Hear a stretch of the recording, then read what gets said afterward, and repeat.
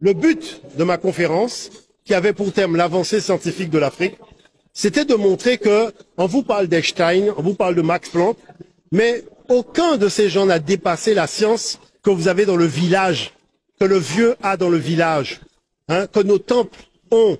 Cette science-là, elle n'a jamais été dépassée. Et que tout ce que nous avons encore à faire connaître, voyez, comme ça sert des enjeux qui ne servent pas nos intérêts, c'est pour ça que la chose demeure cachée. Mais dans tous les domaines, voyez, il ne faut pas oublier que la graine de l'arbre de la science et de la connaissance, c'est l'Afrique qui l'a plantée. C'est l'Afrique qui l'a arrosée.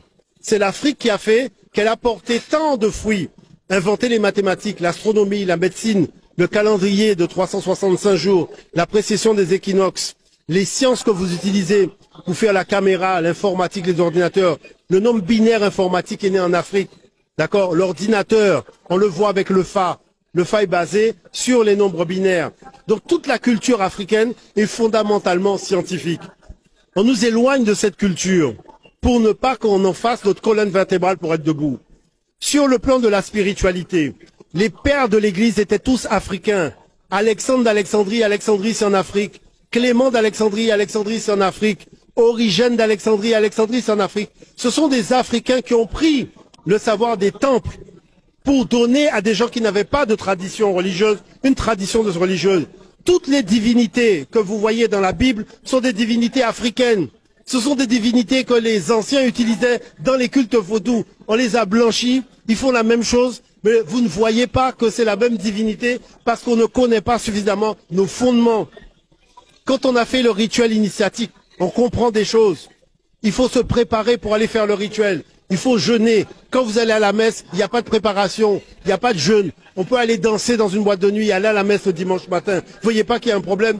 C'est antinomique par rapport à notre tradition. Nous, on a une tradition, on n'a pas de religion. Il faut être fidèle à nos traditions, parce que c'est l'héritage de nos pères. Et cet héritage de nos pères, c'est le sang qui coule dans nos veines. On peut acheter à boire et à manger, mais il n'y a pas de magasin où on vend du sang. Ce sang-là vient de très loin. Nous devons être fiers. Nous devons avoir notre colonne vertébrale et faire en sorte de ne jamais oublier qu'une pyramide, on dit qu'on a construit des pyramides, mais une pyramide, c'est des blocs de pierre qu'on a assemblés au même endroit. Chaque fois que nous sommes unis, nous sommes une pyramide. Vous voulez que nous soyons une pyramide? Soyons unis et nous serons une pyramide. Il faut faire deux choses. Il faut une reconquête économique. Parce qu'on a cédé trop de terrain sur l'économie. Les boissons dans les magasins sont pratiquement 99% des boissons étrangères. Les jeunes sont là oisifs. Les jeunes doivent pouvoir fabriquer leurs propres boissons. Et il faut faire des jus de plantes. Arrêtez de penser en jus de fruits. Parce que ces exploitations sont trop colossales. Avec les jus de feuilles, les jus de plantes, on peut faire d'excellents jus. Regardez le bissap, regardez le mojito, tout ça. Il y a beaucoup d'autres jus de plantes à inventer. Et les jeunes peuvent le faire. On n'a pas besoin de grand espace pour mettre une boisson à base de plantes. Ça, ce sont des choses importantes. Et la renaissance, c'est de ne pas oublier que la matrice humaine de la connaissance, elle est africaine. Et que quand on ne sait pas, on va chercher. On vous dit oui, on a inventé la semaine de 10 jours, mais la semaine de 7 jours, c'est pas nous. Je vous ai démontré que la semaine de 7 jours est arrimée aux 7 planètes, qui sont arrimées aux 7 notes de musique. Parce que l'Africain, quand il a découvert ça, il a découvert un ensemble de choses. C'est ça qu'on appelle le génie africain, que les gens célèbrent dans notre dos. D'accord? Pourquoi la situation est comme celle-là? Parce que la chose qui se passe, c'est que Dieu a donné aux Africains toutes les richesses de la planète, les autres n'ont que des miettes. Et quand ils sont parmi nous, c'est pour nous braquer, nous raconter des sornettes. Dieu serait pas bon avec nous, on aurait des divinités du diable, et on aurait tout l'or, le pétrole, le coltan, tout ce qu'ils viennent chercher, tout ce qu'ils ont besoin comme énergie pour fonctionner, c'est nous qui l'aurions, et Dieu ne nous aurait pas parlé, il serait pas bon avec nous, et nos divinités seraient des mauvaises divinités. Mais vous voyez pas qu'il y a un problème? Le gars sort avec son église, il vient te dire que ce que tu fais, c'est pas bien, mais en attendant, ce que tu as chez toi, il l'a pas chez lui. Et s'il est chez toi, c'est parce qu'il a pas ça chez lui, il est venu prendre ce que Dieu lui a pas donné. Après, il te dit, Dieu est bon. Dieu n'est pas bon avec tout le monde, manifestement, puisque lui, il a rien. Vous voyez, son sous-sol est vide. Donc, à partir de là, qu'est-ce qu'il fait? Il utilise la force pour voler ce que Dieu a donné aux Africains. C'est-à-dire que, vous savez, mon peuple a un genou au sol. Parce que, on lui a donné tout simplement une lunette qui lui permet pas de voir clair. Il faut déjà voir clair en soi avant de voir clair. Quand tu vois plus clair en toi, c'est fini. Donc, la relève de l'Afrique passe par la relève des individus. N'oubliez pas que dans le dos, il y a ça, la colonne vertébrale.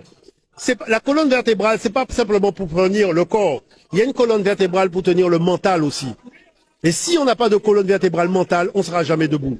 On sera manipulable et manipulé par l'extérieur. Omotunde, c'est simplement parce qu'à 14 ans, j'ai demandé à mes enseignants quand est-ce qu'on va nous permettre d'apprendre l'histoire de l'Afrique. Arrivé au bac, j'ai vu qu'il n'y avait pas de projet d'apprentissage de rien sur l'Afrique. Moi, quand je suis parti faire mes études, je suis allé voir un vieux, je lui ai dit, comment on appelle chez toi un jeune qu'on a voulu faire partir loin de ses ancêtres et qui a dit, laissez-moi tranquille, je reviens vers mes ancêtres. Il m'a dit, dans ma langue Yoruba, ça se dit Omotunde. Donc j'ai dit Omotunde. Après, le mouvement diopien a dit que quand les choses vont mal, il y a un individu auquel le roi fait appel pour expertiser le problème et trouver une solution. Cet individu s'appelle le Kalala.